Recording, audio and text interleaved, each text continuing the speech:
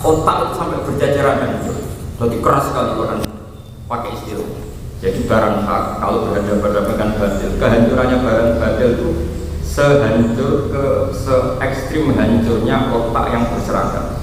Itu dakwah. Kenapa kayak tadi? Misalnya ada debat terbuka orang ateis.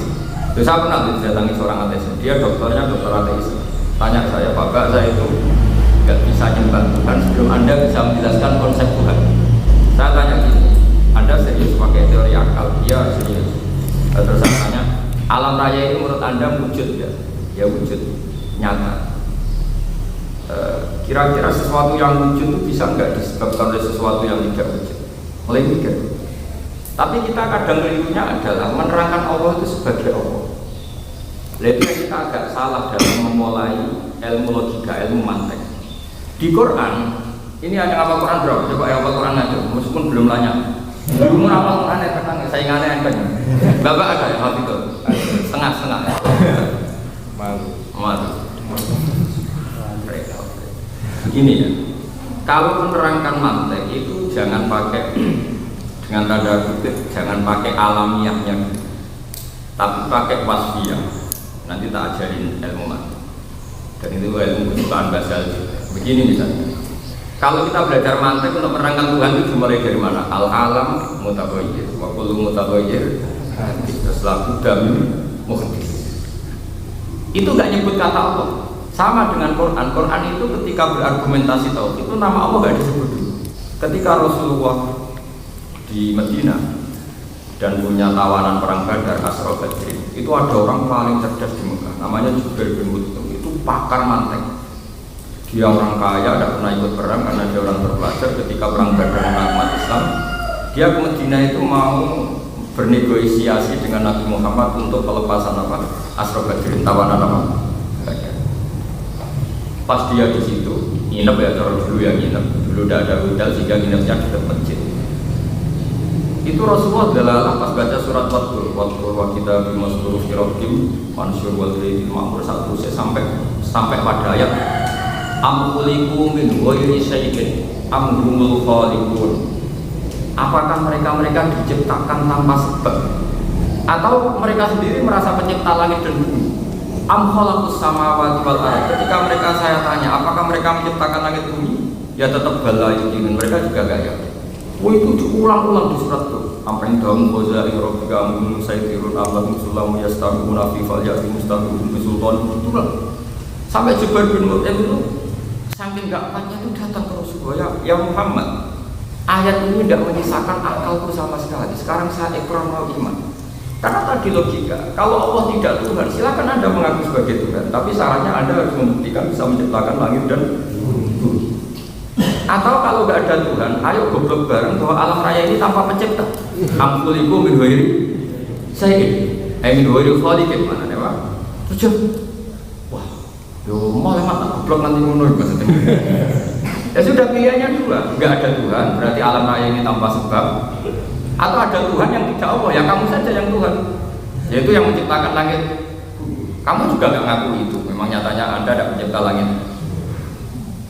Nah, sebetulnya lafaz Allah itu nggak pernah disebut. Baru setelah mereka ikrar ada musabbibul asbab, paham ya? Ada kausa prima dalam bahasa tauhid musabbibul asbab. Lah musabbibul asbab ini dalam Islam disebut Allah, paham ya? Makanya kalau dalam mantek hanya mengatakan al-alam mutaghayyir wa kullu mutaghayyir hadis la budda min muhdits. Akal itu tidak sampai tahu namanya muhdits itu siapa kan begitu di mantek-mantek. Lamat kholafil akli fit tasmiyah. Kalau akal itu tidak memberi kontribusi penyebutan muhdits itu siapa. Nah terus Islam datang menamakan musabbibul asbab itu namanya Allah. Paham ya maksudnya? Lah tapi kita enggak, karena menerangkan itu langsung Allahnya. Tentu ini kan alamiah. Padahal di Quran ayat-ayat awal turun itu tidak menyebut Allah dulu. Iqra bismi rabbika. Statusnya Allah itu apa secara wasfiyah? Ya, rabbika itu Allazi khalaqal insana min 'alaq. Surat kedua si argumentasi Quran itu tidak hilang. Karena ini yang punya kecakapan berargumen. Nah sekarang di pondok itu ilmu paling rapayu ilmu mantek ambil ilmu usul. Sing laris primbon. Wah itu musibah tenan, kemudian pondok itu kayak kajian maca ngene payu rapi. Ya tapi masalah sing intelek ora maca pribon ora payu rapi tenan. Jadi resiko pondok-pondok modern terlalu intelek. Akhirnya gak ditunggu-tunggu mempercepat. Saya ini pengagum Sayyidina Ali dalam argumentasinya, karena argumentasinya itu absurd.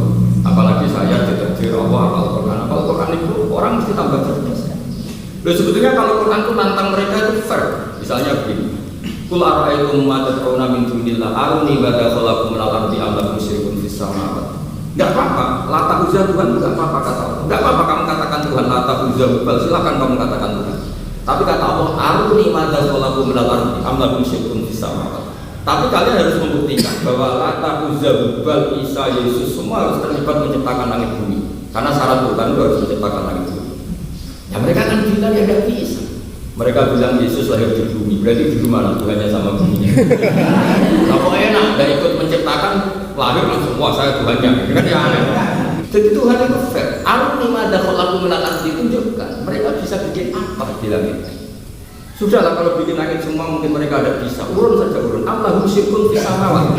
Urun saja urun. Saya suruh cuma sisilah semua.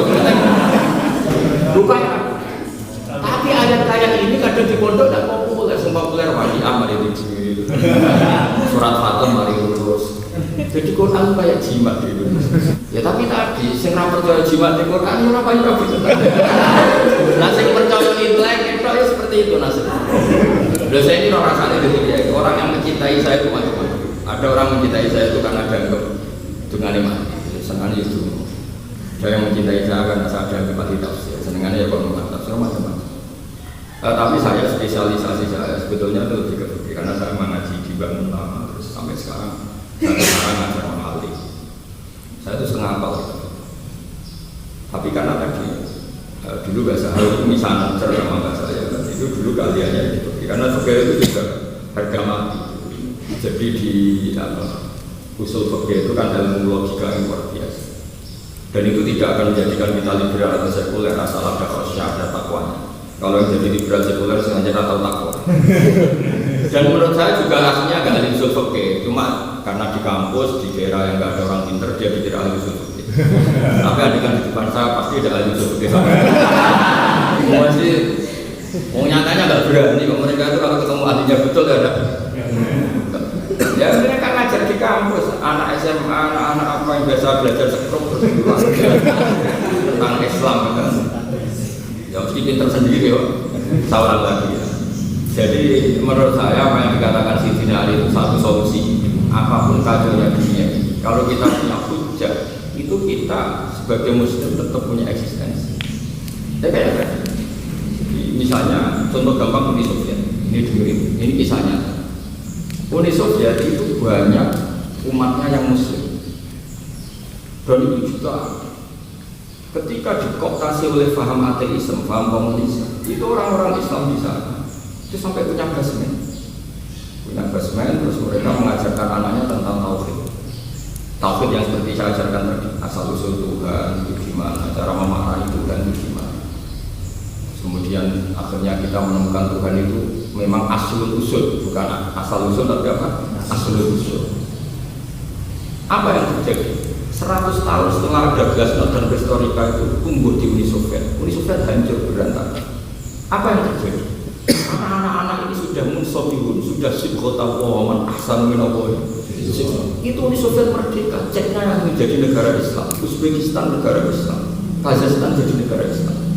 Karena apa? Ketika dikooptasi oleh Uni Soviet sebagai sebuah sistem negara, itu mereka tidak bisa mengalahkan barang hak fi qulubihim, yaitu tauhid. Itu bukti bahwa barang hak itu bisa hidup bertahan bahkan dalam negara komunis. Kayak apa Indonesia pernah dijajah Belanda atau saya tahu. Saya Islam tetap Islam. Pernah ada PKI saya Islam tetap Islam. Itu kekuatan hujjah karena qul falillahi hujjatul baligh. Dan saya termasuk kiai yang tidak sependapat. Kalau ada kiai kampanye supaya santri itu makmur, Indonesia makmur, saya termasuk ada kiai seperti itu. Bukan karena saya tidak senang makmur, tidak seperti itu. Bahaya kalau menggantungkan kebenaran sama kemakmuran. Nanti kita yakin Swiss itu lebih benar, Eropa lebih benar. Makanya saya termasuk kiai yang nggak suka isu makmur. Tapi saya yakin pasti ditakdir Allah makmur. Tapi saya tidak suka. Isu makmur itu tidak suka. Betul saya tidak suka. Aku sungkem nang pengeran enggak boleh. Jadi enggak boleh misalnya menurut saya Pak Haris kampanyakan Mahatali. Kalau kamu Mahatali S1 pasti hidup kamu makmur. Itu bahaya karena menggantungkan kebenaran, objektivitas kebenaran dengan fasilitas sosial dunia. Bahayanya adalah nanti masuk kategori kadal fakru ayakuna kufron. Kalau ada masalah terus nyerempet ke kafir. Itu bahaya untuk mengawal kebenaran. Meskipun untuk hidup baik, tapi untuk mengawal kebenaran tidak baik. Kebenaran harus kita temukan lewat nilai objektivitas. Jadi tadi buktinya kebenaran tauhid bisa diuji ketika di Uni Soviet dikooptasi 100 tahun. Ketika merdeka langsung apa? Ceknya Uzbek langsung jadi negara Islam. Mungkin enggak kalau mereka sebelumnya mukmin, sebelumnya kafir tahu-tahu ingin punya negara Islam, enggak mungkin kan? Sampai langsung menjadi negara Islam karena tauhidnya enggak pernah hilang. Dan tauhid enggak pernah hilang dimulai dari al-hujjatul baligh. Makanya Sidina juga khawatir ketika ada konflik Ali Muawiyah yang Islam tetap Islam. Karena mereka tidak pernah berpikir gini, Islam dari suatu agama rahmah, nyatanya konflik paten binatang, berarti yang benar Kristen, enggak terlintas seperti itu. Karena kebenaran objektif telah mereka temukan dan sudah sebut apa? Supaya bahasa ini konflik tetap pengiran situ, raiso pengiran betul. Nah beda dengan kalau kita melatih Islam dengan kemakmuran, sekali yang nggak makmur terus kadal fakru ayakuna. Tentu manhaj kayak saya tidak harus semua kiai, mungkin karena mereka tidak paham, atau mereka ternyata tidak pati kiai, jadi orientasinya makmur. Oh itu sudah rapati ulama, orang orientasinya makmur, tak jamin rapati ulama. Ulama dunia tadi ya semua. Bisa pengurus UI, tapi tidak bisa pengurus akhirat gitu. Nah itu ini penting sahabat. Itu tentang tauhid. Sehingga kata Fathul Bari, kata kitab Irsyadus Sari, kenapa Quran dan Nabi tidak pernah kritik al-abtilah ateis? Karena dianggap sudah tidak kategori rival, nggak kategori rival. Karena tadi orang waras pasti mengatakan kalau al-mawjudat itu mujid atau musabbibul asbab yang oleh Islam dinamai itu Allah SWT. Tapi sebetulnya alamiah itu kita terangkan nanti, jangan langsung alamiah, bagaimana tradisi Quran mengenalkan Tuhan itu apa ya? Ibana su'budu rabbakum itu siapa? Alladzi khalaqakum. Kadang Allah mengenalkan dirinya, Allah itu siapa? Alladzi khalaqas samawati wal ardh, yang menciptakan langit. Dan Allah fair, ketika Allah mengklaim menciptakan langit bumi, Allah juga tanya mereka, aruni madza khalaqu minal ardi am lahum syirkun fis-sama. Bahkan Allah pernah ngendikan begini, ma asyadduhum khalqas samawati wal ardi wala khalqa anfusihim, kata Allah. Kalau kamu Tuhan, saya ingin melihat kamu apa itu menciptakan langit bumi, bahkan kamu tidak bisa menciptakan diri kamu sendiri. Oh, itu kan suatu argumentasi yang siapapun hidup dimanapun dan mau berhadapan dengan dunia manapun di komunitas apapun dengan tauhid seperti itu mantap sekali. Dan itu yang tidak dikhawatirkan Sayyidina Ali ketika dunia sudah kacau, sudah brengsek. Kata Sayyidina Ali, tidak apa-apa dunia brengsek, tapi kamu harus selalu argumen qalimin billahi yuhud. Jadi imma dzahirun maksud ya mana orangnya populer sekali. Saya itu alhamdulillah, saya itu tidak pernah ingin populer. Saya ngajar di Jogja dia ikhlas, di Sarang ikhlas. Tapi saya termasuk orang yang ngajinya dengar sekian banyak orang, karena memang ada tadi di Allah tabutullah hujat jumlah supaya argumentasi tentang Tuhan itu tetap. Tentu ada yang khaifun maghfur, ada orang dalam ketakutan sing maghfur, dan itu tetap berkah. Contoh gampang di Indonesia tadi, banyak ahli hujah yang khaifun maghfur, punya ketakutan yang dikooptasi oleh pemerintah. Tapi apa nyatanya ketika hujah itu tetap diajarkan, karena semua ulama berkeyakinan kitmanul ilmi itu dosa. Ketika Uni Soviet hancur tetap jadi negara apa? Islam. Sama ketika Belanda hengkang dari Indonesia tetap pesantren hidup, Islam hidup, karena mereka dikawal oleh hujah. Makanya prosuwun sekali zaman kalau jadi kiai itu jangan pernah bilang kata sejahtera kata makmur dalam mengawal kebenaran, tidak boleh. Saya tidak sombong, sampai sekarang saya ke Jogja itu masih sering nulis, kemana-mana masih sering. Anak saya itu biasa saja pergi, nggak pernah bayangkan bangun, karena nggak boleh anak saya menikmati kebenaran karena fasilitas. Nanti dikira jadi kiai enak karena punya mobil, punya uang, itu banyak. Jadi kiai enak itu karena kita tahu, iman sama Allah. Ya cara berpikir gini, Allah itu al-Baghdad yang abadi. Kalau materi itu zailah atau faniyah bisa rusak. Masa sesuatu yang bisa rusak tak ikut mati? Misalnya begini, saya termasuk kiai yang nggak pernah takut mati. Ya karena pikiran saya sederhana. Ketika Anda hidup, Anda juga nggak tahu caranya hidup. Bagaimana cara memproses jantung Anda, bagaimana cara mengukur nafas Anda, menyediakan oksigen. Ya zaman kita hidup pun kan nggak tahu cara kita hidup. Kita ini hanya berlagak tahu saja. Berlagak tahu misalnya gini, kalau kita lapar makan, hanya urun ngunyah terus bilang kita makan. Tapi kita kan tidak bisa ngatur cara organ kita menyerap makanan, sistem urat-urat kita merespon makanan. Tapi kita sudah mengklaim makan yang bisa menjadikan kita hidup. Nah karena kita hidup sebenarnya nggak pernah tahu caranya, juga sistem menurut kayak apa. Dan kita tahu-tahu nyatanya ya hidup, bisa berpikir, bisa berkhayal. Mati juga gitu. Karena zaman hidup kita tidak tahu caranya, mati pun kita tidak tahu caranya. Ya sudah alam dunia juga ya nyaman saja. Zaman itu dia diurusi pangeran, nanti selamatnya juga diurusi. Makanya ketika Umar bin Abdul Aziz mau mati itu keluarganya nangis, dia marah-marah. Memangnya mau kemana saya kalau kamu nangis semua? Ya Anda kan mau mati, mau dibawa dulu. Kamu itu goblok sekali. Dahab tu ila fu'iri batu binilah. Saya ini mau pergi ke zat terbaik, malah mau tangis ibu jauh semua. Ya itu namanya al-hujjah. Jadi hidup itu happy saja. Nah tapi kalau orang sudah tidak pakai hujjah, pakai nafsu, wah ini kuburan dewi, terus piye cara dewi piye caranya mengungkir orang aja. Sebetulnya zaman kamu hidup pun nggak tahu caranya hidup. Coba kamu gaya-gayaan orang bilang bisa makan, bisa minum. Apa Anda bisa mengendalikan organ-organ Anda? Nyatanya yang jauh banyak orang punya penyakit terus dia bisa makan. Makanya kata orang-orang sufi itu kalau mendidik dirinya itu anta lam tajid min nafsika kullama turid fa kaifa turidu min ghairika kullama turid. Kamu dengan keinginan kamu sendiri saja tidak semuanya kesam. Bagaimana kamu berharap orang lain bisa memenuhi keinginan kamu? Kalau ruang itu berjual, berjualnya ganteng ya untuk kamu yang punya keinginan saja nggak bisa mewujudkan yang kamu inginkan. Nah, dengan seperti itu kamu di dunia ini kan kelihatan doa sekali. Waktu itu sama bapak kenali terus itu kan tetap ya. Makanya pasangan paling awet itu lanang itu bodoh itu mesti apa? Itu ada guyonan. Kalau ada suara sejoli bodoh itu mesti pasangannya lebih awet ketimbang yang ganteng sama cantik. Dikira itu kan urusan cerai dan tidak cerai. Ternyata kalau elek sama elek sampai tua pun tetap elek. Tapi kalau ayu sama ganteng itu pasti tidak abadi.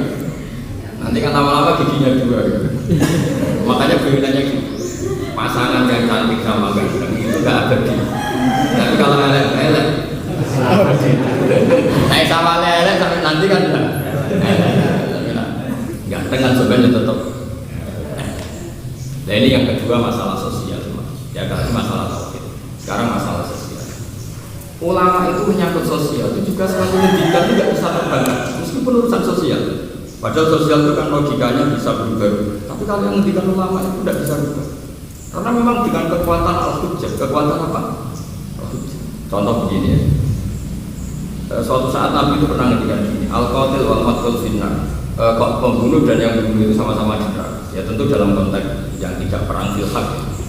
Terus sahabat tanya, "Hadza al-qatil fama balil maqtul?" Oke lah ya Rasulullah, kalau al-qatil finnar, lalu dosanya maqtul itu apa? Dia kan korban. Kalau pikirannya sahabat, maqtul itu kan korban. Nabi jawabannya, "Innahu kana harisan ala qatli sahibihi." Ya dia maqtul itu hanya sial saja, mentalnya juga qatil. Yang mana terjemahnya? Kalau ada orang duel sama-sama ingin bunuh, semua mentalnya kan qatil, ya kan? Ya nasibnya sial saja dia jadi makhluk. Jadi kalau ada kangkang berebut dapat mbak yang cantik, yang kalah itu tidak kamu kasihani. Sebenarnya dia perebut juga, cuma nasibnya tidak baik. Artinya ada terus. Wah ini karena disikut makanya kalah dia juga, ini juga perebut. Loh itu kan satu logika. Jadi kata siapa dia maktul? Maktul itu kan statusnya dia karena terbunuh, bahasa Arabnya maktul. Tapi mentalnya dia qatil atau maktul? Oh qatil ketika dia duel mentalnya qatil, mentalnya pembunuh kan? Ya kan? Lelahnya status maktul karena dia sudah mati berstatus maktul, mentalnya qatil. Nah karena mentalnya qatil ini tetap sama-sama finnar itu artinya hujjah, apa? Jadi orang tidak bisa bantah. Ya kalau dia bekerja ini sudah maktul, sudah kayak apa kan kasihan. Tapi Nabi cara jawab, innahu kana haris ala qatli sahih. Rasulullah itu ahli itu. Saya contohkan lagi ini yang itu tadi yang Rasulullah, ini yang ulama. Sakit al-Baudi itu ngaji sama Adham. Sakit al-Baudi itu orangnya kaya raya, pedagang. Dia seorang sufi besar. Dia aslinya ada orang sufi, dia pedagang. Suatu saat dia mengembara dagang orang kaya raya, pedagang internasional. Terus dia ketemu sama At-Ta'ir Sing Maksur al-Janah, melihat burung yang sudah patah sayapnya. Tapi burung yang patah sayapnya itu didatangi burung yang sempurna gitu, dikasih makan. Akhirnya dia mikir, ngapain saya kaya raya ini, Allah sudah membagi rezeki, bahkan burung yang sudah tidak bisa ikhtiar, dia dapat apa? Rezeki. Terus dia datang ke gurunya, ke Ibrahim bin Adham.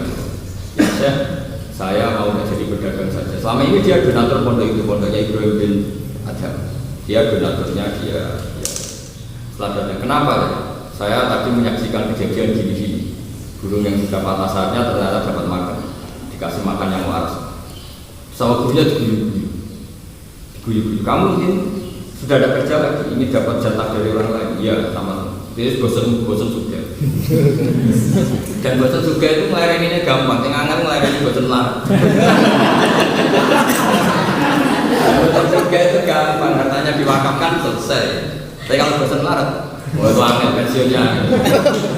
Kata Ibrahim bin Adham senyum-senyum diguyu-guyu. Jenenge murid sampai murid. Lima adalah takunu anta al-mutib. Waqad qala Rasulullah al-yadul ya khairul al-yadis. Selera muan, cita-cita yo nek karo manuk kepen kaya manuk sing ngene ilala apa kepen kaya sing dikeki. Iya. Wong kowe padha-padha cita-cita mestine lima adalah takunu anta alladzi yutib. Maksudnya, kenapa kamu tidak berkeinginan jadi burung yang memberi makan? Kok cita-citamu kepengen yang dikasih makan? Waqad qala Rasulullah al-yadul ulya khairun minal yadis sufla. Oh itu langsung tuntas logikanya Sakit al-Baudi. Jadi betul sih. Jadi namanya al-hujjah. Jadi kalau diomongkan itu mesti orang karena tadi fa'innal aqla majbulun ala sawfil haq, karena akal pasti menerima. Ini kembali yang ke tema kita. Saya pas ada di situ kiri ya berarti. Sekarang Rasulullah itu diutus bersama Jibril. Kalau tujuannya diutus itu main dulu sama orang kafir, itu kombinasinya sama Israel saja. Tidak usah sama apa? Jibril. Jadi datang sama Israel itu orang kafir dibunuh semua selesai. Sampai Rasulullah diajarkan hujjah, diajarkan al-ayat al-bayyinah, karena agama ini datang dengan hujjah, bukan dengan pedang. Meskipun ada realitas, kemudian Islam diganggu, kemudian kita perang. Lah kalau itu tidak harus menyangkut Islam dan kafir. Kita dibujuk sitok, kita dibujuk wong, kita juga perang. Ono wong nyulik Pak Haris, kita ya perang. Sakit. Dan artinya perang itu logika normal yang nunggu sebab, yaitu kita mempertahankan. Tapi itu tidak mungkin kalau asal syariat Islam adalah perang atau membunuh orang kafir. Kalau itu iya, ngapain dengan Jibril? Dengan efektif dengan Israel. Lalu sampai ada ayat makiyah dengan argumentasi yang ilmiah, ya karena memangnya ininya kita ini Islam diterima dengan ayat, dengan bayyinah, dengan logik. Paham? Nah, itu termasuk tema ayat tema hari ini. Jadi saya mohon sekali kangkang dilatih argumentasi. Ya makanya ya banyak kiai yang mensyariatkan santri pantri. Itu ya untuk sosial saja. Tapi ini tidak bisa ngawal kebenaran. Ya tapi ya nggak apa-apa, itu ya kebaikan. Tapi ya ada dia yang kayak saya yang nggak pernah ngomong kemana. Sama sekali saya pernah sama istri saya. Sampai saya bayangkan sekarang pun kalau saya hidup sendiri nggak punya santri ya nggak punya pengaruh di kajian, apalagi ya nggak. Bahkan tadi saya sendiri tak bilang saya ada punya santri ya nggak apa-apa, nggak punya yang seneng ya nggak apa-apa. Karena melatih kebenaran itu berdiri apa? Tapi bukan berarti kita anti sosial, tidak sosial ya sosial, kita tempatkan di sosial. Ini penting sekali saya utarakan. Kalau kita terlalu memberi harapan santri masalah mapan, takutnya lalu jadi ukuran kebenaran itu kemapanan. Akhirnya kita umat Islam ternyata metodenya bagus Swiss, bagus Eropa. Bahaya kan? Bahaya enggak? Oh bahaya sekali kan? Sehingga dalam Islam itu kenapa Rasulullah disakiti begitu di Mekah, menunjukkan bahwa hak ini selalu berdiri di sini. Paham ya? Ini penting saya utarakan. Ulama dulu itu gampang sekali melihat sosial. Misalnya Abdul Qasim Al-Junaidi pernah nyuruh muridnya, ini tak kasih uang misalnya 50.000 beli daging sapi 1 kilo, pulang berarti kok gak bawa daging sapi, gak cukup buru uang, sekarang naik harganya 90.000, ya sudah bikin murah saja. Muridnya yang menyegebrek, saya ketahui aja gak cukup malah bikin murah. Terus arfisuhu bitarki, kalau dia memahalkan jadi 80.000, tawar wae ra 1. Jadi bikin murah bitarki dengan gak jadi beli. Jadi dulu itu ngadepi sesuatu itu enteng sih. Begitu juga menyangkut katul ini, nyimpan marah. Pernah ada ulama yang ujiannya itu cerewetnya bukan, memang sudah ujiannya ulama itu cerewet. Singkat cerita pas misalnya Haris itu, gak jauh itu ya. Saya itu punya doa mustajab. Saya sekali doakan Pak Arif, Pak Iraq itu langsung mati. Cuma saya lagi-lagi saya tidak ingin kebenaran dia minta saya ngajar dikompensasikan dengan sesuatu yang sosial. Itu gaya. Gayanya adalah nak dengar peramal itu juga alim itu ternyata dengannya buktinya aku rapayu. Wah itu kan meruntuhkan sekian ilmu usul fikih saya. Bahaya. Makanya saya tidak mau mengkompensasikan ilmu saya dengan sosial. Itu bahaya. Ini mantap saya, sama tidak harus ikut. Tapi mau ikut siapa? Ya saya ulang lagi ya. Jadi kalau tadi cerita apa? Bujur itu di bab kita bukan dulu kata Rasulullah kan ma mijar atin a'dhamu inda wa mijar atin mu'min. Apa mijar atin itu siyata jar wa muslimun. Tidak ada makanan yang paling disukai Allah kayak ngelek emosi. Jadi ada emosi dilek itu ya ditelan. Itu suatu saat ada ulama yang bujuri cerainya bukan. Pas sudah dihidangkan gajah itu ada ingkung kiainya itu mau manakiban. Ini cerita di ya, kalau sekarang mungkin contohnya manakiban itu sudah istrinya gak terima, kok enak om dia dimakan ayam ingkung, aku bojomu yang gitu dibanting sekocar aja. Nah di situ dalam ulama waras semua, ulama yang mengalim-alim semua. Ketika si kiainya tadi malu sekali sama tamunya, digandeng sama tamu. Kamu ingat gak ketika kita dulu zaman pondok mau makan ini kemudian ada ayam datang dan meruntuhkan itu semua, kita marah enggak? Ya enggak, karena ayam. Ya sudah, istri kamu dengan ayam itu mulia mana? Ya mulia istri saya. Kalau kita demi makhluk yang enggak punya akal saja enggak marah, apalagi dengan makhluk yang punya akal. Itu terus iya ya itu bojomu matikan itu. Jadi enteng saja. Iya ya. Lu coba ya. Kalau kita kehilangan 100.000 karena kita lupa, kan kita tidak marah. Padahal natijahnya kan ya hilang. Nah nanti kalau dicuri istri, natijahnya juga hilang. Jadi ulama dulu itu enteng saja melihat. Loh ya kan enggak. Nasi atau makanan sudah enak dipangan ayam atau tikus kita tidak marah. Dipangan sing diakal. Itu hujan orang. Dia anggap saja ini gak peristiwa itu gue semua ya happy saja, enteng saja. Jadi ulama dulu itu sebegitu mudahnya melihat fenomena karena mereka munsobir juga si bukota Muhammad Hasan bin Abdul enak saja melihat sesuatu. Nah kalau sekarang enggak, orang ngomongnya pakai hawa nafsu itu kacau. Wah aku bisa kaca-kaca gak ngerti kok yang keliru ya kacau, ngapain kita isi. Justru bojo keren orang ngake itu jujur, aku saja ini pertontonan kejujuran. Loh apa yang lebih mulia ketimbang kejujuran? Dulu melihat sosial itu gampang saja, enak. Kita tidak boleh kehilangan al-hujjatul karena ini cara kita hidup di mana saja. Mana rasanya betul-betul. Bismillahirrahmanirrahim. Al-Kitab bisa nanti ulang syarah al-Kitab. Tidak suri al-Kitab. Suri al-Kitab. Enggak sih bener lah, itu bener. Lalu nanti sama baca aja nanti kalau nggak bener Pak Haris yang bilang. Bihimayati dakwati al-Islamiyati. Bihimayati dakwati al-Islamiyati. Wa kifaya anfusihim. Wastinqadhi man baqiya fi Makkah tahta ta'inatil adabi wa dzalika annal kufara akhraju al-muslimina min ardil haram min diyarihim wa amwalihim wastawallahu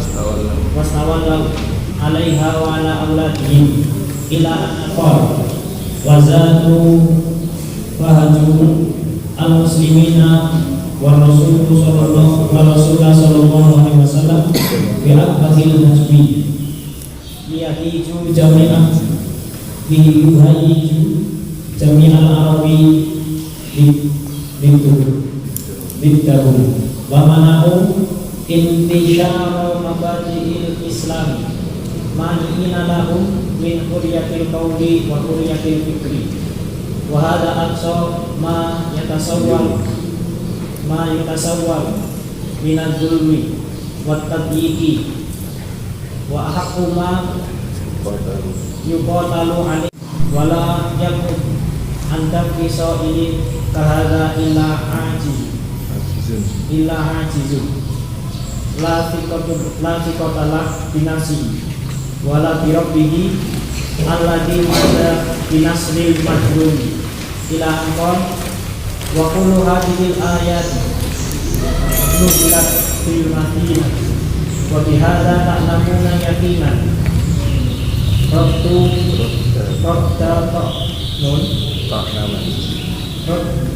Ta'naman yaqulu innal islama innaman tasara bisayfi wa innahu syari'atul harbi bal aslu nashrihi ad-dalilu wal burhan wa kamalu mabadihi al-aliyah. Jadi kalau sini.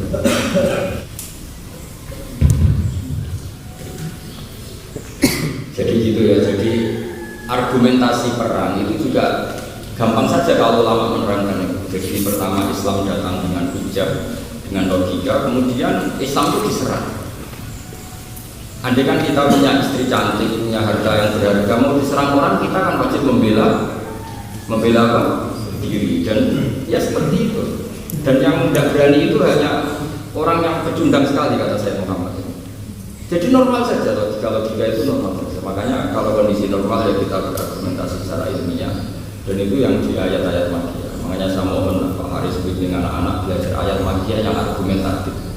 Argumentatif kayak tadi menyangkut Tuhan. Sebenarnya Tuhan itu di surat itu kan detail sekali. Caranya menemukan Tuhan. Ya caranya apa? Menemukan. Misalnya begini ya, Anda jangan tertarik sesuatu yang sifat hakikat tapi tidak argumentatif. Misalnya begini, ketika Musa itu ketemu Fir'aun, itu Musa sering pakai argumentasi hakikat tapi tidak menohok. Akhirnya diulang sampai 3 kali, dan itu cara pendekat itu jurus 2 kali Fir'aun sudah kabur. Kan Musa datang ke Fir'aun, ditanya begini, kamu mau apa Musa? Mengajak kamu menyembah Tuhan. Nah, Tuhan itu siapa? Yang menuhani langit dan bumi. Pertama Musa bilang yang menuhani langit dan bumi. Itu kan sifat hakikat apa? Tapi kata Fir'aun, setahu saya di bumi, saya kemana-mana itu Tuhannya saya. Ma'alimtu lakum min ilahin apa? Soal Tuhan di langit, fa'ukit ya Haman alati faj'al li sodra. Ya Haman sini, saya bangunkan piramida yang tinggi, ibni li sodra la'ali abuhul asbab samawati fa'attali ila ilahi Musa. Itu di beberapa ayat yang berbeda-beda surat, tapi ini saya acak saja. Intinya itu untuk memastikan Tuhan yang Musa tidak ada itu nunggu Haman bikin apa? Piramida. Itu kan kesuwen. Terus kata Musa, tidak usah itu, tak ganti hujah saya. Yang menuhani nenek moyang kamu, Rabbukum wa Rabbu abaikumul awwalin. Itu hampir separuh dari penggawaannya Fir'aun semua. Karena mereka berpikir, nah Fir'aun pangeran, gak bayar pangeran ini. Kan pangeran ini cek balita loh Pak Jokowi. Pangeran ini cek balita. Loh ya kan kalau Fir'aun Tuhan, lalu bapaknya punya Tuhan kan? Enggak kan Tuhannya baru lahir. Paham? Akhirnya jadi pengalaman Fir'aun kegiatan. Nah semenjak itu ada waqala rajulun mu'minun min ahli Fir'aun yaqdumu bima. Karena terus iya, nah Fir'aun pangeran itu sebagai pangeran itu pangeran terlambat kan ya. Nah, karena pengiran terlambat itu aneh, kita menemukan satu absolutisme kebenaran, yaitu Allah harus awal, harus kok. Makanya saya mohon sekali ya, kangkang di sini bapak itu imannya harus seperti saya ini, seperti Sayyidina Ali, seperti guru-guru kita, supaya tidak bisa diomong-ambingkan oleh sosial. Kalau sampai nanti dididik sosial itu bahayanya gini loh kalau diimani. Hampir santri ke keluarganya Sakinah, boleh berkata makmur, boleh kiri, itu kan nanti terus dievaluasi. Jadi mau buka baru. Makanya saya tidak pernah ngomong sosial itu baik. Nanti santri sana gak baru kepikiran Joko Tua. Coba makanya ini dilatih. Pokoknya dilatih bahwa mengawal kebenaran itu ya dengan kebenaran. Tapi saya yakin Islam yang sekarang hidup di komunitas modern, komunitas macam-macam itu asal hak itu mesti kuat. Bal naqul itu bil haqqi alal fayat umahu. Sama Dhamma boy maknanya menghancurkan sampai dimak itu otak itu berjajar saking hancurnya. Yaitu yang dimaksud Nabi ja'al haqqu wa zahaqal batil innal batila kana zahuqa. Ini perlu saya yaitu yang diinginkan Sayyidina Ali apa selalu bumi ini ada min qaimin lillahi tuhujjah. Qaim itu artinya gini Pak, menekuni ya qaim. Jadi bukan abal-abal, bukan amatiran, memang menekuni. Ya seperti ulama dulu, ngendikan itu enteng saja. Bahkan ketika bikin kias itu nggak bisa dibantah. Misalnya gini, misalnya saya cerita ke Pak Haris, Resko itu dia penyakit telet, itu uangnya drengki, terus foto, terus rajias. Biasanya orang diceritain gitu kan marah. Normalnya orang kan marah karena disebut F-nya, sisi buruknya, sisi negatifnya. Kata Sayyidina Ali, Imam Ghazali, wa ila judalik. Cara menyembuhkan kalau kamu tersinggung diingatkan kesalahan Anda itu begini. Jika ada orang bilang ke kamu gini, tahta jubbatika hayat, di jubah kamu ada ular yang berbisa, dan itu bahaya bagi tubuh Anda. Anda terima kasih nggak sama yang ngasih tahu? Terima kasih kan? Fi jubbatika akro, itu ada kala jubahnya. Yang ngasih tahu kamu terima kasih nggak? Nah, kalau hayatun akrobun yang bahayanya hanya di badan saja, sama yang memberitahu kamu terima kasih, apalagi hasil rezeki yang bahayanya ila yaumil qiyamah. Harusnya terima kasih dong sama yang ngasih. Jadi gampang saja. Sehingga orang-orang dulu kalau dikasih jeleknya dia dikasih tahu ya enteng saja. Dia motor. Jadi selama dulu itu jadi gampang sekali membuat orang supaya bisa menerima kalau diingatkan orang. Dikiaskan sama tahta jubbatika hayya, tahta jubbatika makro. Nah itu jadi hujah. Jadi andikan ulama itu kok, ya kok pinter ngene iki, yo pancen diterima betul. Paham? Loh saya itu santri loh, tidak punya gelar, sampai sekarang tidak punya gelar. Saya di Jogja diterima, di Jakarta diterima, di mana-mana diterima. Karena saya sekali ngomong itu nggak bisa dibantah. Ya karena tadi santri ulama-ulama dulu ada Imam Ghazali, Imam Nawawi. Jadi orang santri itu gampang dibantah, jadi ngajinya jeblok. Saya jeblok khayalnya. Kalau kan betul pasti balnak itu bil haqqi alal batil. Mesti fayad mahulu faidah wa. Ini mas Aris semua dunia lah. Ya mungkin dikasih semangat anak-anak itu supaya mau belajar itu bisa. Tambah tak tes orang. Mudah orang sopan.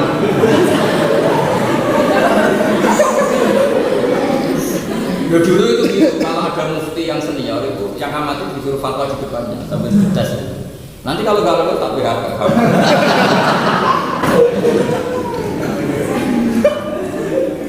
Barangkali ada yang mau tanya. Ya atau kasih saran-saran ke teman-temannya supaya mau belajar sebagai mau belajar. Mungkin Bapak punya saran ke Pak Haris. Bismillahirrahmanirrahim. Qaulul Quran Mubali muslimin Waili nabiyyin Wa yajuzu ta'limuhu lidakhirin waili mu'anidin Wa rujiya islamu Sawa'un al-dhakaru wal-muntah Wa hadha muradu man haqqara fi qira'ati Li'annaha dima'na iqra'i Qauluhu ustuhibba lahu al-hijra Ay ilam yarju nusrat al-muslimin bimuqamin Walam yakfir alaihi al-i'tizal Fa'in rajiya ma tukir Fa'muqamu afdal Aw qadar ala al-i'tizal Kurimat al-hijrah لئلا يستولي الكفار على محله فيشبه دار الكفر. Jadi begini ya, misalnya ini dalam konteks sosial ini kan kita hidup di zaman global. Saya punya beberapa teman yang kuliah di McGill atau kuliah di Australia. Terus mereka di Australia ternyata ada kampung Ampel. Di Johor pernah saya beberapa kali ketemu ketua MUI-nya sana, kadang ada saran. Nah sekarang logikanya adalah, kamu ingin nggak semua bumi Allah ada yang sujud? Kita ingin nggak? Ingin. Makanya di seperti ini tetap ada mahalul ijtihad. Misalnya kita punya anak atau santri mau ke Jerman, satu kita takut mereka hanya jadi fasik, jadi macam-macam. Itu juga sah karena ketakutan itu bagian dari citra manusia. Tapi kita juga ingin Islam itu menyebar di mana-mana, semua arduwa, semua milikuwa yang kita ingin ada sujud, ada tauhid, ada macam-macam. Kata kitab Al-Yufi, jika ada komunitas muslim misalnya di Amerika, di Australia, mereka tidak mengalami penyiksaan yang serius dan mereka bisa ibadah nyaman, maka haram hijrah. Karena dengan haram hijrah berarti karena dengan hijrah bumi yang sudah dimiliki umat Islam sama juga dikasihkan orang kafir. Paham ya? Itu kan satu kearifan, itu kan di Al-Hujjah. Bagaimana kita merelakan bumi yang sudah kita kuasai dengan kita hijrah dikuasai mereka. Dan alhamdulillah di era demokratisasi ini selain kayak yang Marfatani itu bagus, Islam di mana-mana yang diterapkan secara baik. Makanya ini kan kemarin saya diskusi, kesulitan umat Islam zaman akhir itu memang masalah hukum timbal balik. Itu memang agak apa ya, menjadi mahalul ijtihad. Misalnya di sini cerita di Mesir, Yusuf Qaradawi itu pernah dengan sekian ulama datang ke Vatikan. Karena ternyata Vatikan itu kan istilah country in country, negara dalam negara. Singkat cerita, di Vatikan itu tidak ada masjid. Terus ke Paus itu beliau minta masjid. Karena mungkin etika peradaban internasional atau bahasa-bahasa internasional tidak tahu. Singkat cerita sama Paus diturutin, akhirnya Vatikan ada masjid. Ya pertama baik-baik saja. Ternyata ulama-ulama ini salah juga. Ternyata Paus itu minta pekerja-pekerja ekspatriat yang ada di Qatar juga harus didirikan gereja sebagai kompensasi. Ada masjid di Vatikan. Akhirnya kan sial juga. Jadi memang persahabatan internasional paling susah itu bab seperti ini. Saya ini kan sering punya teman-teman pakar ya, bahkan banyak lembaga besar yang kita kenal yang memang kesulitannya di situ. Itu kan sama seperti PBNU pernah ke Qum itu di ibu kota Irak. Orang-orang itu tuh sering kesana ke Iran karena sing religius ya kepengen ziarah Imam Ghazali. Imam Ghazali syariahnya kan di terus itu ikut wilayah mana? Iran. Di sana di Iran itu ternyata yang katanya Syiah fanatik, semua tempat agama itu ada, tempat ibadahnya. Termasuk katanya gereja dia ada, sinagog. Tapi yang nggak ada itu masjid ahli sunnah. Ulama-ulama NU sempat kepikiran mau minta masjid di sana, dan itu pasti dituruti karena ada etika peradaban intern. Tapi ada kiai yang ngomong, kok nak jalan masjid Syiah di Jakarta kapok. Jadi ini kan, nah kira-kira ijtihad fikih yang seperti ini. Nah di sini pasti fikih kaulahan yang sudah seperti ini, karena mirip-mirip. Ya apa? Corong Jawa, Goriyo, Golora, mirip. Dan itu bagus ya kita pertimbangkan. Makanya ada karangan kitab bagus sebetulnya. Mungkin di sini nggak ada memang kitab itu jarang. Saya aja punyanya fotokopinya. Karangannya Izzuddin bin Abdus Salam. Saya yakin dulu termasuk yang menginspirasi Ghazali banyak itu kitab itu. Modelnya begini kitab itu. Saya bahkan punya rencana mau saya takriri kitab itu. Jadi Quran yang mikit lagi juz'iyah al-ghul nanti saya tutup saya bacakan Thariqatul Usul karangannya Ghazali. Tapi saya tunjukkan sekian polanya bahwa ilmu ini memang ilmu objektif. Quran itu kan karena turun ada kondisi tertentu, pasti sebagian itu yang mustahil, sebagian konsep, sebagian amar, sebagian nahi masalah. Terus cara menangkap gue begini, saya Izzuddin bin Abdus Salam. Misalnya begini, dengerin ya, misalnya begini. Wala tasubbul ladzina yad'una min dunillah fayasubbuha aduwam bil. Kamu jangan pernah misoi Tuhan selain Allah, nanti korbannya Allah. Singkat cerita kan sahabat ketika saking semangatnya Islam itu kan jancuk Lata, jancuk Uzza kira-kira. Jancuk pengiran. Akhirnya sing diwales kan pengiran juga gitu. Terus Allah bilang gini kan, sahabat itu jualan misoi Lata Uzza perbanding aku. Sing diwales aku. Nah, Nabi juga pernah ngendikan, "La yasubur rajulu abar rajuli, wa la yasubur rajulu umar rajuli."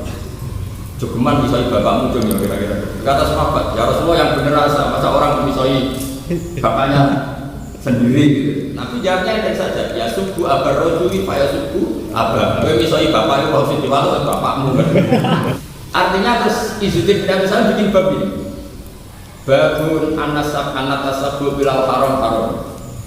Jadi satu peristiwa yang spesifik kemudian ditabwid menjadi kaidah amma dalam fikih. Paham ya? Itu kan peristiwa yang spesifik. Tapi karena ini menjadi hukum wajib, hukum general, oleh saya itu dibabkan babun anatasabbu bilal haramun. Sehingga arahnya nanti sama dengan kaidah al-ibratu bi lafzi la bi khususis sabab. Jadi misalnya babu mutlaqi hurmati ta'adzilil walidain.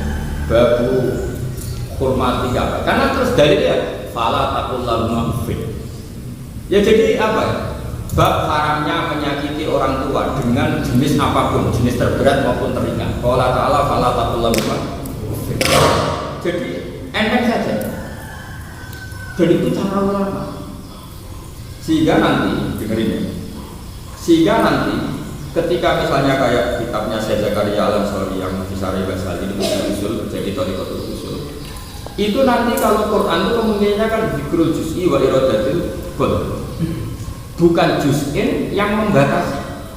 Ya, bukan juz'in yang membatasi, tapi mimbabi itlaqil bagi juz'i wa iradatul kull. Saya ulang lagi. Itu cara mereka menjadikan Quran selalu kita pegang, selalu hodontoria, selalu segar ila yaumil ya. Jadi kalau kita mengkritik Tuhan mereka yang punya sebab Tuhan kita juga dikritik juga ada boleh. Sama itu kan seperti zaman Gus Dur ketika Cina dikuyok-kuyok di Indonesia, orang Papua dikuyok-kuyok di Jawa, kata beliau jangan. Nanti yang dibales umat Islam yang minoritas bisa. Paham ya? Itu namanya mempertimbangkan sebab. Mempertimbangkan sebab itu ada contoh ayatnya yaitu wala tasubul ladzina yunamin. Tapi contoh ini kan jenis ini. Paham ya? Oleh ulama contoh ini dijadikan kaidah kuliah. Nah, makanya terus Izzuddin bin Abdussalam punya gelar Sultanul Auliya ditakbirkan dengan kaidah kuliah. Paham ya? Wah itu buta seni, tapi semua itu ngalir orang yang akan kelas. Paham ya? Ini saya baca tabaruk sama Mas Yalif ini. Saya baca. Konteksnya beda tapi kaidahnya sama. Termasuk kalau yang diceritakan beliau di sini adalah sabda ya. Umumnya kalau ada mutlak dengan muqayyad, yang mutlak dibayani muqayyad, apa yang muqayyad jadi mutlak. Kalau pikirannya benar. Kan umumnya kan mutlak diqayyidi dengan muqayyad. Akhirnya muqayyadnya jadi muqayyad, yang mutlak jadi mutlakun sing qayyadatul muqayyad. Tapi sebagian ulama cara berpikir gak gitu. Zikrul muqayyad adalah juz'un min kulliyatil mutlaq. Ya ini agak sedikit ya. Berapa tadi ya? Zikrul muqayyad sebenarnya zikrul juz'i min juz'iyatil mutlaq. Maka sebetulnya enggak perlu qayyad mengqayyadi. Enggak perlu qayyad mengqayyad. Paham ya? Misalnya gini, dengerin. Jangan banyak ini pakai logika. Misalnya saya begini, saya ini seorang kiai, punya dandalan di kangkang nganggur ini, dandalan saya 5. Sing telu cerdas, tapi ceroboh, sing loro goblok tapi nurut, wong 5. Dan kira-kira sendiri. Terus saya bilang gini, dengerin. Akrim kullaman dakhala dari. Muliakan siapa saja yang masuk rumah. Itu am kan atau mutlak? Ya karena mutlak sama muqayyad hubungannya sama dengan am dan khos. Ini yang jelas. Ya, jelas ya. Akrim kullaman dakhala dari. Setelah itu selang beberapa menit terus saya bilang gini, anak 5 ini dengar semua. Akrim kulla alimin atau akrim kullaman dakhala dari wa huwa alim. Saya memberi catatan apa? Catatan alim. Ini normalnya kan yang mutlak tadi menjadi mukoyat. Jadi gak sido siapa saja, tapi khusus yang teori itu juga benar, muhtamil itu bisa benar, bisa salah. Tapi misalnya kata Imam Ghazali di kitab Al-Mustasfa, juga kitab Qaidah usul fikih, ukuran qayyid dan tidak qayyid itu yahsunu su'al, ukurannya itu bagus dipertanyakan.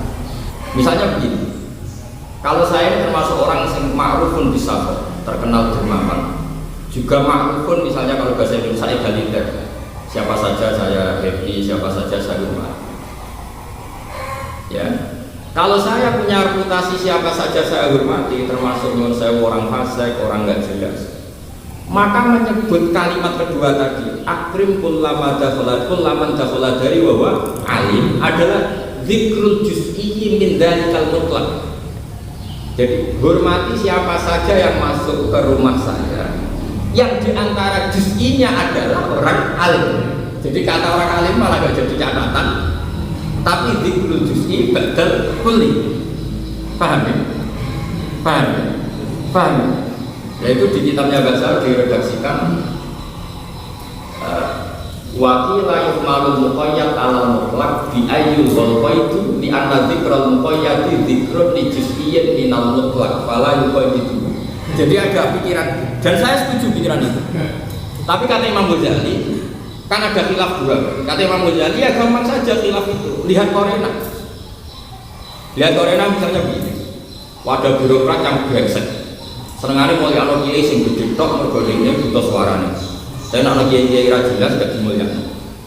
Kalau yang seperti ini kok bilang hormati siapa aja masuk rumah kamu, saya itu diralat. Yang punya pengaruh saja. Berarti ya betul-betul wajib. Karena ini birokrat brengsek mulya ana kiai alim tok.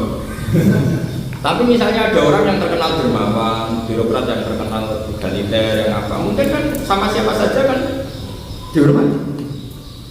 Sehingga menyebut alim itu mau spesial, tapi tidak langsung yang lain tidak dihormati. Dengerin. Dan cara berpikir ini yang menjadi cara pikiran ahli sunnah apa? Baca. Cara berpikirnya ahli sunnah adalah begini misalnya, ini dengerin. Banyak dosa yang diancam neraka oleh Allah dan disebut misalnya zina, maling, korupsi dan sebagainya. Tapi itu semua masuk wayaf rumahuna dan liman dasar, tetap bisa dimaafkan. Ini penting saya utarakan karena banyak yang salah. Kata Imam Ghazali ini dengerin, memang ini harus jangan. Ada orang soleh bilang begini, akrim kullaman dakhala dari, muliakan siapa saja yang masuk rumah saya. Yaksunu soal, kata Imam Ghazali, kan nanti dia di Mustasfa di bab mutlak dan muqayyad. Yaksunu soal, bagus dipertanyakan. Wa in kana fasikon. Karena di tradisinya orang-orang soleh adalah tidak mungkin memuliakan orang fasik. Atau begini, ada orang kaya bilang ke satpamnya, uktul kullaman nahagamali, uktul kullaman akhodamali, bunuhlah atau tangkaplah siapa saja yang ngambil harta saya. Ternyata harusnya yaksunu soal, wa in kana abaka, wa in kana ibnaka.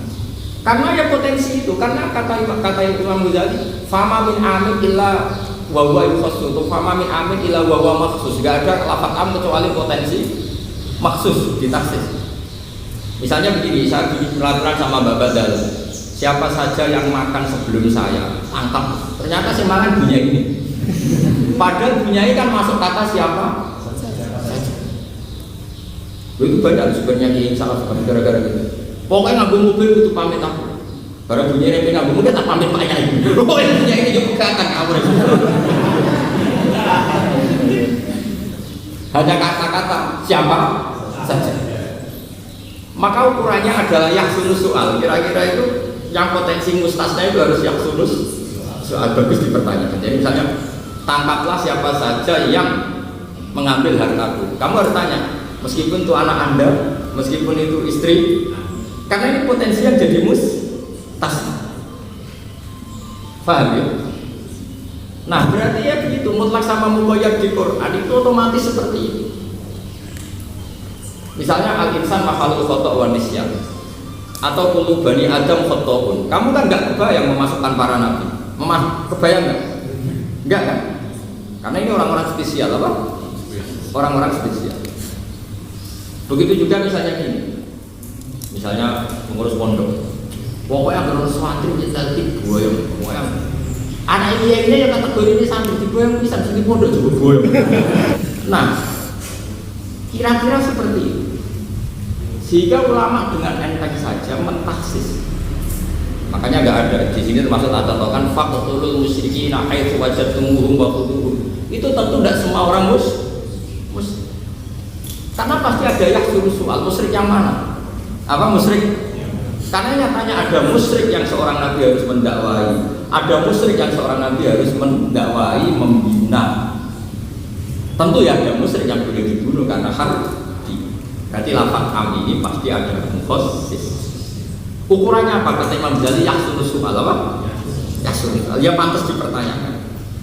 Karena ya tadi nggak mungkin orang main umum itu tidak mungkin. Nah, itu juga yang kita maknai dalam tafsir. Misalnya ya Bani Israil seterusnya wa anni akan kamu mengalahkan seluruh alam. Tak kepenaan Bani Israil ngalahkan Nabi Muhammad, ngalahkan umat Islam. Makanya di semua tafsir wa anni faddaltukum ala alamin alami zaman ini. Ya yang selevel mereka, sekelas mereka, di era mereka memang mulia Bani Israil. Kalau dengan kita yang mulia kita lah. Ya itu karena tadi paham ya? Jelas ya? Terus sebagian ulama cara berpikir apa?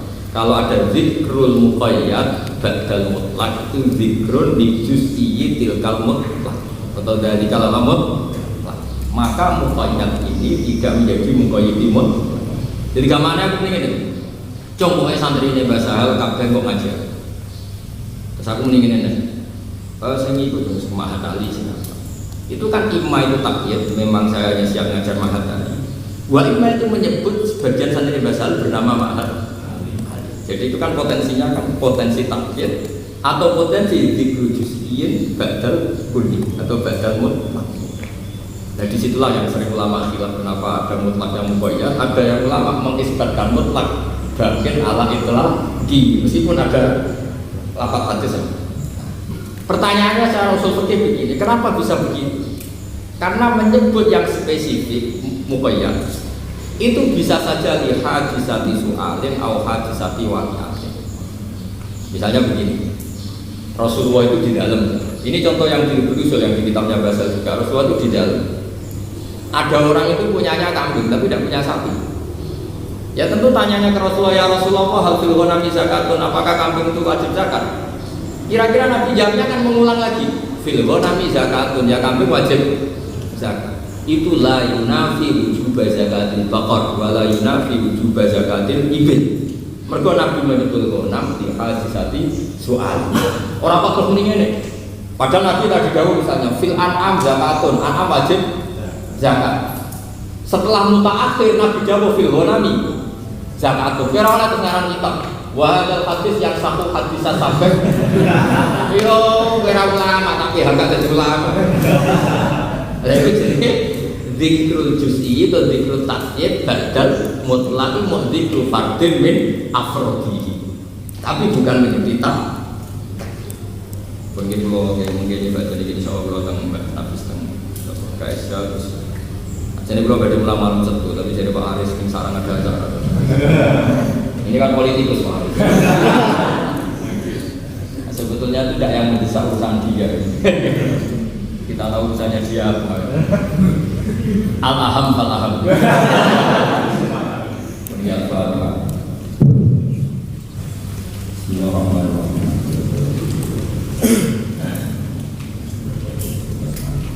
Allahumma ya Allah. Hatta hatta maha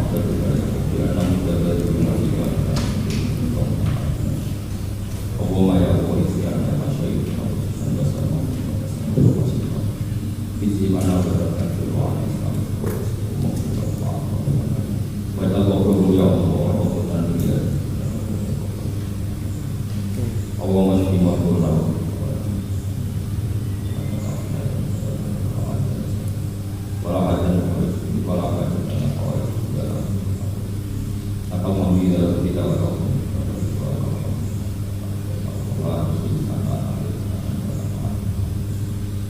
Inna ya wafiyah juga di juga ya wakil juga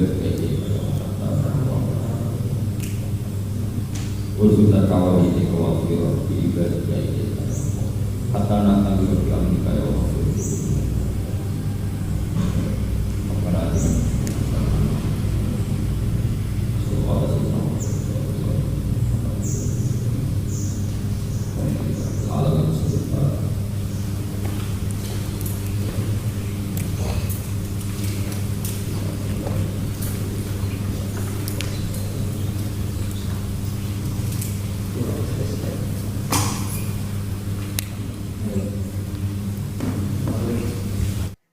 Oke teman-teman, jadi itulah reaction ngaji kita bersama dengan Kiai Haji Bahaduddin Salim atau Gus Bah, yang mana beberapa catatan yang sudah kita dapatkan dari kajian ini. Diantaranya yang pertama adalah satu, kehancuran barang batil berhadapan dengan barang yang hak atau kebenaran, seperti halnya otak yang berhamburan, luluh lantak kalahnya. Begitu juga logika kebenaran Al-Quran dan keimanan itu akan meluluh lantakkan hal-hal yang berbau kebatilan. Yang kedua, dengan logika, jika engkau mengaku sebagai Tuhan, tapi syaratnya engkau harus menciptakan langit dan bumi, bisa membuktikannya. Atau jika pun tidak bisa membuktikan, maka dan tidak ada Tuhan, maka apakah dunia ini tercipta tanpa sebab? Maka dari itulah Allah lah Tuhan pencipta alam raya, dan Allah lah yang menjadi kausa prima atau penyebab segala sesuatu, atau penyebab awal segala musabab. Yang ketiga, logika ketauhidan yang telah tertanam inilah yang membuat kebatilan tak mampu menggerus keimanan. Seperti halnya orang Islam yang ada di Kazakhstan atau bekas Uni Soviet dahulu, meskipun dikooptasi oleh Rusia, maka tetap mampu menjaga ketauhidannya, sehingga ketika Uni Soviet runtuh, maka muncullah negara-negara yang mayoritas agamanya itu Islam atau banyak orang muslimnya, seperti Chechnya, Kazakhstan, Uzbekistan, Tajikistan, dan lain sebagainya. Begitu juga Indonesia, seberapa pun lamanya dijajah oleh Belanda dan Jepang, tetap setelah merdeka Indonesia menjadi negara terbesar dengan penduduk mayoritas Islam. Yang keempat, ketika diri kita sombong dengan kekuatan diri kita, contoh saja, apakah kita bisa mengontrol nyawa kita? Kalau kita bisa, maka jangan biarkan ruh itu lepas dari ragamu. Atau bahkan secara raga atau secara fisik, apakah kamu bisa menjaganya agar tetap muda, tetap kuat, tidak menjadi tua? Tentu saja tidak akan bisa. Maka itulah bukti bahwa kita itu lemah, dan la haula wala quwata illa billah, tidak ada daya dan kekuatan kecuali dari Allah Subhanahu wa taala. Yang kelima, agama datang dengan hujah, Islam datang dengan hujah. Perkara adanya perang itu karena membela diri, tapi syariat Islam itu tidak untuk membunuh orang kafir. Itulah sebabnya Rasulullah berkoalisi dengan Jibril, bukan dengan Israel. Kalau dengan Israel tentu saja langsung mendatangi orang-orang yang kafir lalu membunuhnya. Tetapi di sini tidak. Islam itu datang untuk diterima dengan logika yang bayinah, logika tauhid yang kuat, tidak bisa dilepas dari segala kebatilan. Kemudian yang keenam, tidak ada makanan yang paling disukai Allah kecuali yang ditelan oleh makhluknya. Anda jangan tertarik pada sesuatu yang hakikat, tapi sebaiknya sukailah hakikat yang punya argumentasi. Sebagaimana halnya Nabi Musa ketika menjelaskan Allah kepada Fir'aun, secara hakikat Allah itu Tuhan yang menuhani langit dan bumi, itu benar hakikatnya. Namun masih bisa dibantah tentu saja oleh Fir'aun dengan cara Fir'aun ingin membuat piramida dan kemudian melihat Tuhannya Musa itu di langit apakah ada atau tidak. Tentu saja tidak akan terlihat, karena seorang nabi pun tidak mungkin bisa, atau seorang nabi seperti halnya Nabi Musa pun itu untuk melihat Allah itu tidak langsung. Maka sekelas Fir'aun kok mau lihat Allah langsung? Lalu kemudian Nabi Musa mengubahnya dan diubah dengan hakikat argumentatif bahwa Allah yang menuhani Fir'aun dan leluhurnya Fir'aun, dan itu sangat telak kalahnya Fir'aun, sehingga tidak mungkin Fir'aun itu Tuhan. Sebab Tuhan, ketika Fir'aun itu Tuhan, maka Tuhan itu datang terlambat. Berarti dulu simbah-simbahnya Fir'aun itu tidak punya Tuhan, karena Tuhannya belum lahir.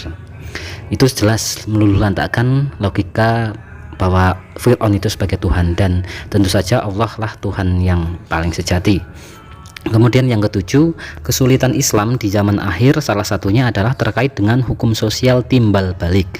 Ketika misalkan di Vatikan didirikan masjid, maka mereka juga akan meminta ada gereja-gereja di wilayah mayoritas Islam. Begitu juga ketika halnya ulama NU datang ke Iran yang mayoritas adalah Syiah untuk upaya diplomasi dan kemudian berkeinginan untuk didirikannya masjid NU, kemudian diurungkan karena bisa jadi Syiah minta ada masjid Syiah di Jakarta. Nah, maka jangan sampai engkau menjelek-jelekkan Tuhan agama lain, karena yang merugi adalah Allah sebagai korban dijelekkan oleh mereka yang engkau jelekkan Tuhannya. Meskipun secara hakikat memang Tuhan adalah Allah Subhanahu wa taala, namun ya kita sebagai di hukum sosial jangan menjelekkan Tuhan agama lain, karena akibatnya Allah yang akan dijelek-jelekkan oleh mereka. Kemudian yang terakhir atau yang kedelapan, setiap generalisasi pasti ada pengecualian, termasuk generalisasi ini. Pengecualian ini menimbulkan pertanyaan atau yang berpotensi merugikan. Misalkan perintah bunuh siapa saja yang mencuri hartaku, maka pertanyakanlah apakah termasuk anak dan istrimu, karena mereka berpotensi juga sebagai subjek atau pencuri. Misal rukun Islam salah satunya adalah haji, maka pengecualian bagi yang tidak mampu tentu saja ada pengecualiannya. Lalu ketika misalkan orang yang tidak mampu itu tidak melakukan haji, apakah itu berarti dia tidak Islam? Kan tidak begitu maksudnya. Jadi pasti ada pengecualian yang harus dikonfirmasikan, karena memang di situ misalkan rukun Islam ya bagi yang tidak bisa haji ya tetap Islam, tetap bukan berarti haji itu langsung harus gitu, tidak. Pasti ada pengecualian, yaitu bagi yang tidak mampu itu boleh tidak melakukan haji, atau haji bagi yang mampu, termasuk kalau zakat sih bisa lah kemungkinan bagi yang mampu, tapi kalau haji kan memang harus membutuhkan biaya yang besar. Nah itu juga termasuk pengecualiannya adalah orang-orang yang tidak mampu untuk haji. Maka carilah pahala yang bersetimpal dengan ibadah haji, maka insya Allah Islamnya akan komplit atau akan kafah. Gitu teman-teman yang bisa kita catatkan dalam kajian kita bersama dan Gus Baha kali ini. Semoga menjadi ilmu yang manfaat dunia akhirat untuk kita, semoga menjadi amal ibadah Gus Baha yang berkah dan berkah untuk kita semua, dan tentu saja semoga kita semua senantiasa tetap istiqomah mencari ilmu, ngaji bersama dengan Gus Baha, dan semoga Gus Baha senantiasa sehat, panjang umur agar terus bisa mengaji bersama kita. Oke, sekali lagi teman-teman terima kasih atas ngajinya, dan mohon maaf jika banyak kesalahan. Wassalamualaikum warahmatullahi wabarakatuh.